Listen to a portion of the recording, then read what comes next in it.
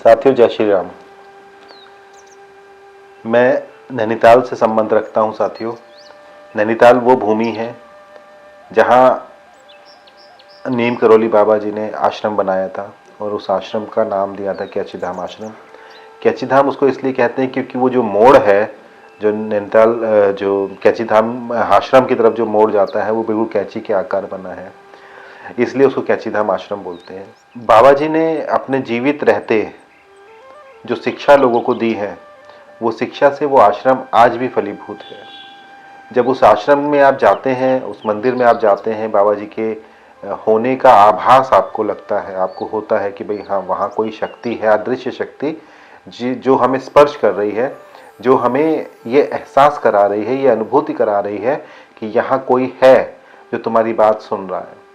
ये मैं वर्षों तक इस चीज़ की अनुभूति खुद कर चुका हूँ। उस मंदिर में जब भी मैं जाता था, आश्रम में जब भी मैं जाता था, तो मुझे लगता था कि बाबा जी वहाँ हैं और मेरी बात सुन रहे हैं। मैं अपनी बात उनसे कह पाता था, मैं अपनी बात उन्हें सुना पाता था और मुझे उन सब चीज़ों का हल मिलता था। जब मैं वापस आता था, उन सारी परेशानियों से मुझे छुटकारा मिलता था, उन परेशानियों को दूर करने का मुझे तरीका आता था कि भाई अब कैसे हम काम करें और किस तरह से चीज़ों को बेहतर बना सकें।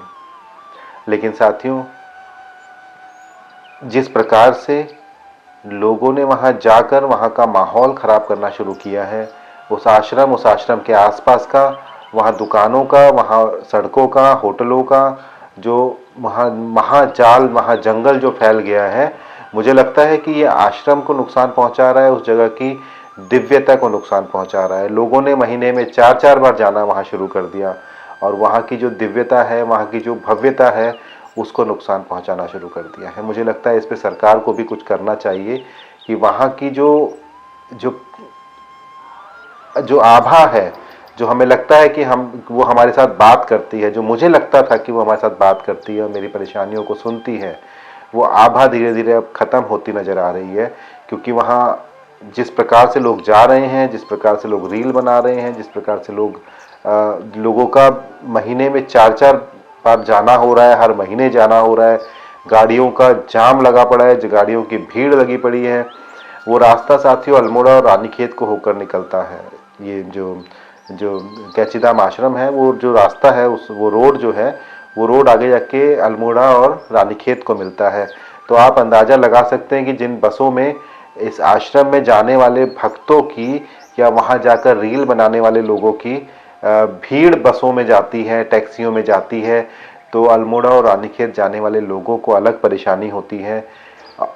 भवाली से लेकर कैचीधाम आश्रम तक की जो भीड़ है, जो ट्रैफिक है, वो जो उसके पैसे हैं, उसका चार्ज है, वो आसमान छूता है। काठगोदाम से लेकर कैचीधाम आश्रम तक का जो बसों का किराया, जो टैक्सी का किराया है, वो मनमाने तरीके से वसूला जाता है। लोग इस किराए से बचने के लिए अपनी गाड़ियां लेकर जाते हैं, उनकी मनमानी से बचने के लिए अपनी गाड़ियां ले जाते हैं और उन गाड़ियों का जाम उस पहाड़ को झेलना पड़ता है। उस जगह पर रहने वाले लोगों ने 100 रुपये 200 रुपये की एक बाल्टी पानी देना शुरू किया है कि लोग नहा पाएं। आप अंदाज़ा लगा सकते हैं कि किस प्रकार से इसको हाईली कमर्शलाइज कर दिया है और इसका नुकसान उस दिव्य धाम को हो रहा है। बाबा जी के वहाँ होने का एहसास मुझे ख़त्म हो गया है साथियों, बहुत जिम्मेदारी से बोलता हूँ।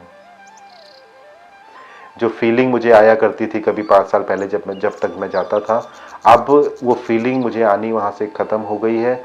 मुझे वो आभा जो थी उस आश्रम की, उस मंदिर की, वो आभा ख़त्म हो गई है। क्योंकि वहाँ लोग इस तरह से लोग जा रहे हैं, लोगों ने पिकनिक स्पॉट बना लिया है। मतलब बाबा जी के आश्रम आप गए, बाबा जी के आश्रम में जाकर आपने अपनी मन्नत मांग ली और आपकी बात पूरी हो गई। एक बड़ा छोटा सा एग्जाम्पल आपको देता हूँ। अगर आप अपने घर में भी बाबा जी को याद करके कुछ मांगेंगे, तो वो आपके घर में भी आपको आकर वो चीज़ देकर जाएंगे। आपको आश्रम जाने की ज़रूरत नहीं है। लोगों ने अपना महीने का हिसाब बना लिया है कि हर महीने जाना ही है, हर हफ्ते जाना ही है, वहाँ भीड़ बढ़ानी ही है। वहाँ उस एरिया को हाईली कमर्शलाइज कर दिया गया है। होटल्स हैं, मोटेल्स हैं, दुनिया भर की मतलब अथाह चीज़ें वहाँ हो गई हैं, दुकानें खुल गई हैं। बाबा जी को मंदिर में, बाबा जी के आश्रम में कोई प्रसाद नहीं चढ़ाया जाता है, लेकिन वहाँ प्रसाद की लाखों की दुकानें खुली हुई हैं और लाखों रुपए का प्रसाद वहाँ रोज बिकता है। वो भी तब जब बाबा जी को कोई प्रसाद नहीं चढ़ाया जाता। जब आप जाते हैं मंदिर में तो वहाँ से प्रसाद लेकर आते हैं, वहाँ कोई प्रसाद नहीं चढ़ाया जाता। उसके बाद भी लाखों रुपए का रोज का बिजनेस वहाँ से प्रसाद से होता है। साथियों, बहुत कम जगहें हैं देश में जिसकी आभा, जिसकी दिव्यता, जिसकी भव्यता बची हुई है। उसे बचाए रखें।